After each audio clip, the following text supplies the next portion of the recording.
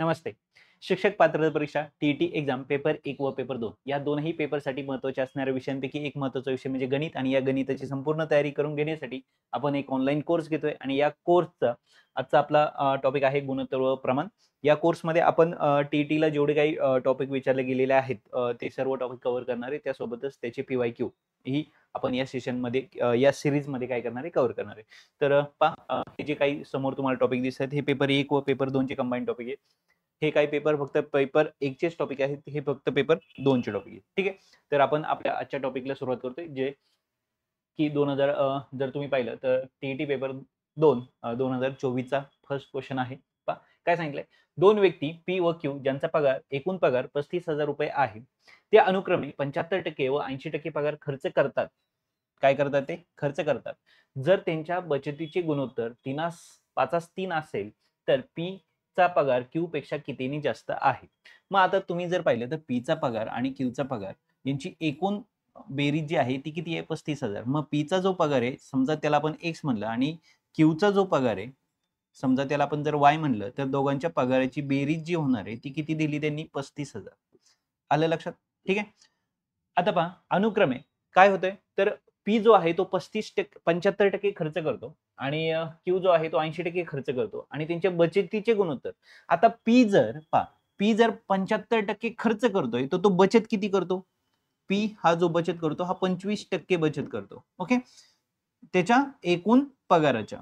Okay. ठीक आहे. आणि क्यू जो काय करतो तो 80% खर्च करतो म्हणजे 20% काय करतो तो बचत करतो त्याच्या एकूण पगाराच्या. आता क्यूचा पगार वाय आणि पीचा पगार काय एक्स आहे आणि ह्या पगाराच्या 25% आणि ह्या पगाराच्या 20% ते काय करतात बचत करतात. ओके. आणि त्याचं जे बचतीचं गुणोत्तर ते 5:3 आहे म्हणजे याचा अर्थ काय होतो का 25% म्हणजेच काय 25/100 एकूण पगाराच्या. ओके. आणि 20% म्हणजे एकूण 20/100 गुणिले वाय आणि याचं जे गुणोत्तर आहे हे 5:3 त्यांनी दिले. याचा अर्थ काय झाला? जर पाहिलं दोघांचा बेस सेम आहे, तो वन टाइम कॅन्सल झाला. म्हणजे वरती किती राहिले? 25x बेस जर सेम असेल तर तो वन टाइम कॅन्सल होतो. म्हणजे इथे 25x आणि खाली किती आले? 25x आणि इथे काय 20y बरोबर इथे किती आहे? 5/3. ठीक आहे? पहा 25x म्हणजे इथे किती होणार आहे? 5 25 आणि 5 चोक 20 म्हणजे इथे किती आले? 5x/4y इज इक्वल टू 5/3 म्हणजेच याचा अर्थ काय झाला? जर तुम्ही इथं पाहिलं तर हे 3 इकडे जातील 4 म्हणजे किती आले? 15x काय झालं कळलं? क्रॉस मल्टिप्लिकेशन तिरकस गुणाकार आणि 5 चोक 20y समजा 15x या 20y ला जर मी इकडे बोलून घेतलं तर ते वजा 20y होणार आहे. बरोबर आहे? आणि इज इक्वल टू काय राहणार आहे? तिकडे काय राहणार आहे? 0. किंवा तुम्ही आहे याच कंडिशनला जरी एक्झाम्पल ठेवलं. ओके. आणि तुम्ही पहा जर तुम्हाला x ची किंमत काढायची असेल तर पहा x अधिक y बरोबर किती आहे? 35,000. म्हणजे इथे आपण काय करू शकतो? x ची जर किंमत काढायची असेल तर y तिकडे जाऊन मायनस होणार आहे. जर मला y ची किंमत काढायची असेल तर x तिकडे जाऊन मायनस होणार आहे. मग आता इथं 15x बरोबर इथं y जर मी y ची किंमत ठेवली तर मला x ची किंमत मिळेल. म्हणून मी या ठिकाणी काय करणार आहे? y बरोबर 35,000 वजा x केलं म्हणजे मला कोणाची किंमत मिळाली? y. y म्हणजे कोण? q चा पगार आहे. मग q चा पगार मला कसा मिळणार आहे? 35,000 मधून मी x म्हणजे p चा पगार जर काय केला मी वजा केला. कोणाचा पगार मिळाला मला? q चा. ओके. म्हणजे या ठिकाणी जर तुम्ही पाहिलं तर 15x बरोबर 20 आणि y ची किंमत आहे आता माझ्याकडे. y ची किंमत आहे 35,000 वजा x. आलं लक्षात? म्हणजे इथे किती आले? 15x बरोबर 35 गुणिले 20. आता हे 3 शून्य आणि हा 1 म्हणजे टोटल एकूण झाले 4 शून्य. ओके. आणि 35 दुनी 70. 70 म्हणजे इथे किती आले? 7,00,000 वजा 20 नी जर इथं गुणलं तर वजा 20x. आता हे जे 20x आहेत इकडे जर पाठवले तर ते अधिक होतील. म्हणजे इथे 15x अधिक 20x तिकडे किती आहेत? 7,00,000. आलं लक्षात? ठीक आहे. मग म्हणजे आता या ठिकाणी किती झाले? 35x बरोबर 7,00,000. बरोबर म्हणजे x बरोबर 7,00,000 भागिले किती आले? 35. 35 नी जर भागलं 35 दुनी 70 हा शून्य म्हणजे किती शून्य आले? हे 3 शून्य म्हणजे किती आले 20,000. म्हणजे x ची किंमत जी मला मिळाली, x मला मिळाला आहे किती आहे 20,000. म्हणजे p चा जो पगार आहे तो किती आहे 20,000. आता दोघांची बेरीज 35,000 होते. म्हणजे क्यूचं मला काढायची काही गरज नाही कारण मला लगेच कळलेलं आहे तो असणार आहे 15,000 कारण बेरीज झाली पाहिजे 35,000. ओके. आणि आता त्यांनी असं विचारले का पीचा पगार क्यू पेक्षा कितीने जास्त आहे. तर एकाचा 15 आणि दुसऱ्याचा 20 आहे म्हणजे 5,000 तो काय जास्त आहे. That's it. तर दिलेल्या कंडिशन नुसार आपण फक्त काय गेलो एक्झाम्पल इक्वेशन क्रिएट करत गेलो. त्यांनी खर्च दिला होता आपण बचत काढली त्याचं गुणोत्तर दिलं होतं गुणोत्तरावरून आपण एक समीकरण तयार केलं. ही किंमत त्या समीकरणामध्ये ठेवली. आपण ही जी मिळालेली किंमत आहे त्या समीकरणामध्ये ठेवली आणि आपल्याला x ची किंमत मिळाली x वरनं आपल्याला y मिळाला म्हणजे दोघांचा पगार मिळाला आणि पगारावरनं आपण काढलं का एकाचा पगार दुसऱ्यापेक्षा कितीने जास्त आहे. आले लक्षात. ठीक आहे. नेक्स्ट क्वेश्चन पहा. 2020 चा पेपर 2 चा प्रश्न आहे. 782 ही संख्या एकास 2 म्हणजे 1/2 हॅज 2/3 हॅज 3/4 या प्रमाणात विभागली असता पहिली संख्या कोणती असेल. आता पहिली संख्या कोणती असेल हे जर तुम्हाला काढायचं असेल तर यांचा सर्वांचा बेस आहे ना तो सेम केला पाहिजे आपल्याला. लक्षात आलं. मग बेस सेम करण्यासाठी जर इथं पाहिलं तर सर्वांनी भाग जाणारी ज्याला 2 ने 3 ने आणि 4 ने भाग जातो असा नंबर कोणता येतो तो 12 आहे. 4 त्रिक 12. ओके. ठीक आहे. मग आता इथं जर केलं असतं पहा तुम्ही 3 दुणे 6 6 ला 4 ने भाग जात नाही. 4 दुणे 8 8 ला 3 ने भाग जात नाही. पण 4 त्रिक 12 केलं तर 12 ला 2 ने जातो 3 ने जातो आणि 4 ने जातो. आलं लक्षात. मग सर्वांचा बेस जर मला 12 करायचा असेल तर इथे पहा इथे 2 आहे 2 आहे 2चा 12 होण्यासाठी मला काय करावं लागेल त्याला 6 ने गुणावं लागेल. म्हणजे वरती 1 आहे त्याला पण किती गुणावं लागेल 6 ने. ओके. त्यानंतर जर इथं पाहिलं तुम्ही तर इथं कोण आहे 3 आहे 3 ला कशाने गुणावं लागेल 12 होण्यासाठी 4 ने म्हणजे वरचा जो 2 आहे त्याला पण कितीने 4 ने. आणि त्यानंतर जर पाहिलं तर 4 ला 3 ने गुणल्यावर 12 होतात म्हणजे वरच्या 3 ला पण कितीने गुणावं लागेल 3 ने. आलं लक्षात. म्हणजे इथं 6 ने गुणलं इथं 4 ने आणि इथं किती आले 3 म्हणजे इथे वरती किती आले 6/12 हॅज 8/12 हॅज जर तुम्ही पाहिले इथं तर किती होतील 9 हॅज 12. जर सर्वांचा बेस सेम असेल तर 6 हॅज 8 हॅज 9 तर हे त्यांचं मेन गुणोत्तर तयार झालेलं आहे. म्हणजे 6 8 9. आता जर तुम्ही पाहिलं तर एकूण पार्ट पैकी आता एकूण एवढे जर त्याचे पार्ट केले तर 6 9 आणि 9 6 14 14 आणि 9 23 टोटल 23 पार्ट आहेत. 23 पैकी 6 23 पैकी 8 23 पैकी 9. आलं लक्षात. ठीक आहे. तर टोटल एकूण पार्ट तयार किती झाले 23 पार्ट तयार केलेले आहेत त्यापैकी 6 8 9 अशी त्याची विभागणी झाली. मग ही काय पूर्ण 782.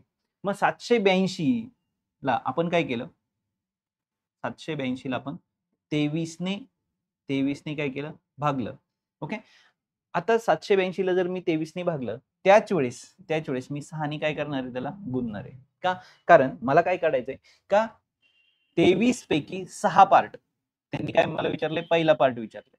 ओके. पहिली संख्या जर मला काढायची असेल तर सिंपल आहे का पहिला जो पार्ट आहे लक्षात ठेवा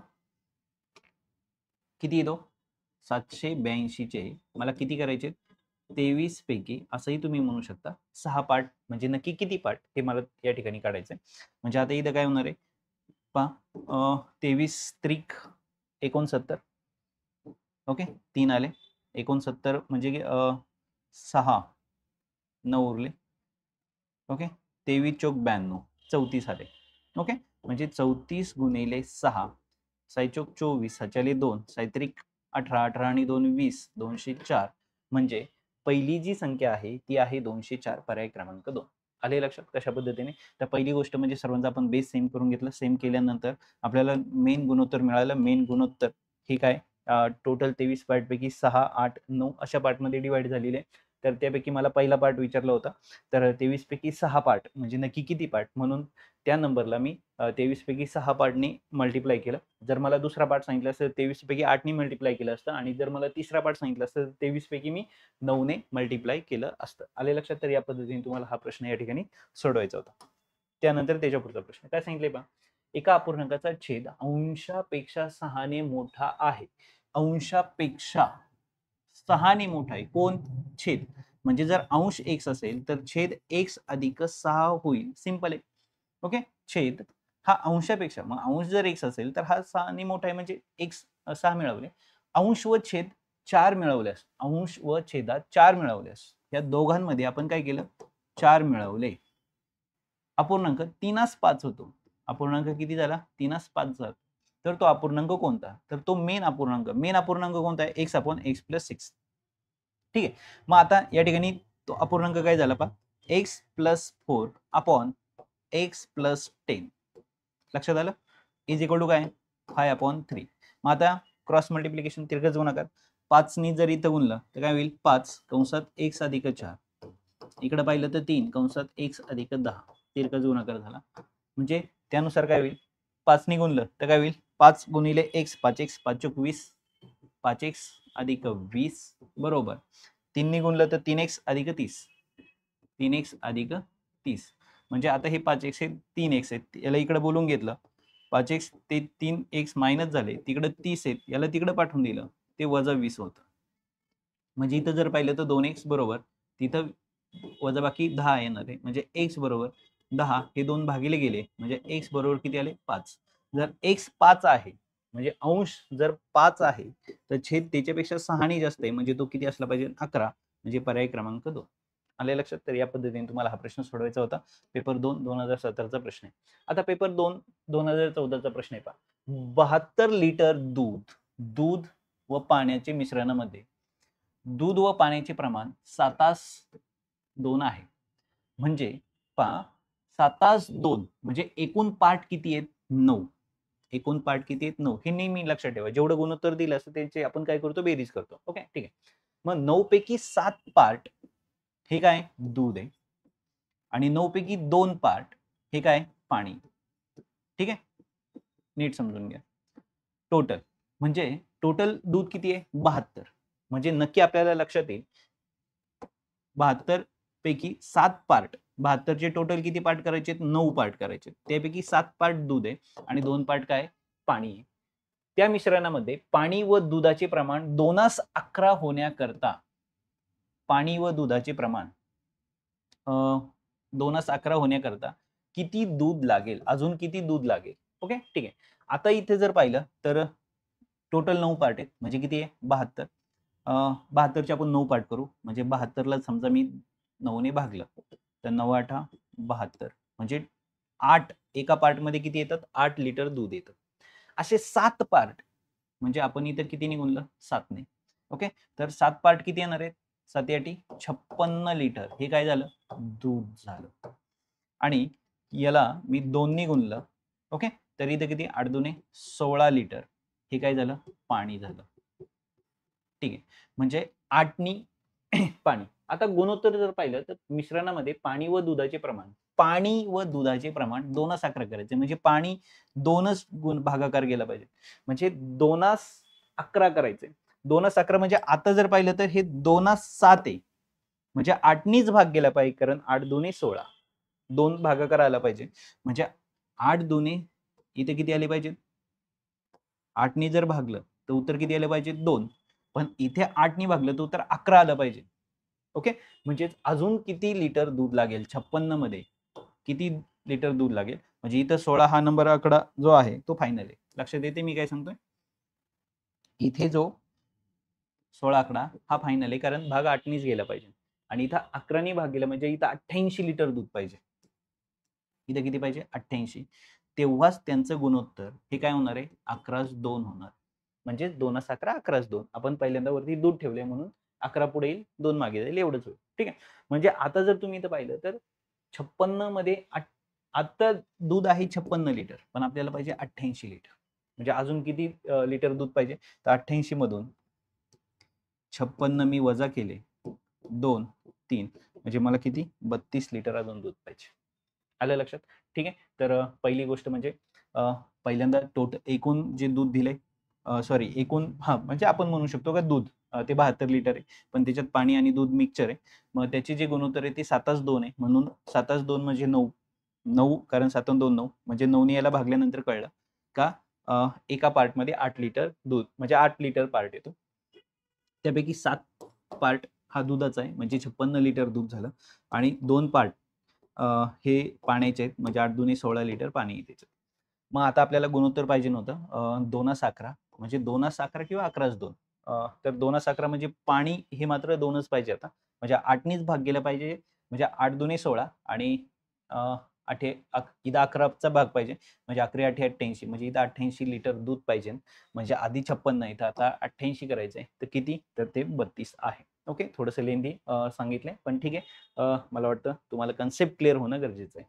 ठीक आहे. त्यानंतर जर पाहिलं गेलं तर एक नंबर तुम्हाला इथे दिलाय 5 डिग्री, 6 डिग्री आणि 9 सॉरी 3 डिग्री. 6 आणि 3 9 म्हणजे इथे किती आले? 14 डिग्री. ह्यांची बेरीज आणि इथे जर पाहिलं तर 5 30. 30 गुणिले जर 3 केलं तर इथं किती आले? 90 डिग्री. जर इथं भाग दिला, 2ने भाग जाईल 7 आणि वर खाली किती येतील? 45. 2ने जर भाग दिला तर 7 45. आले लक्षात? तर सिंपल एक्झाम्पल होतं. वरच्याची बेरीज करायची, खालच्याचा गुणाकार करायचा. आता इथे जर पाहिलं तर 6वा प्रश्न काय सांगितलंय पहा. 7.4 सेंटीमीटरचे 9 डेकामीटरशी गुणोत्तर किती? मग 4.5 सेंटीमीटर आणि 9 डेका म्हणजे 10 आणि मीटर म्हणजे 100 सेंटीमीटरचा 1 मीटर असतो.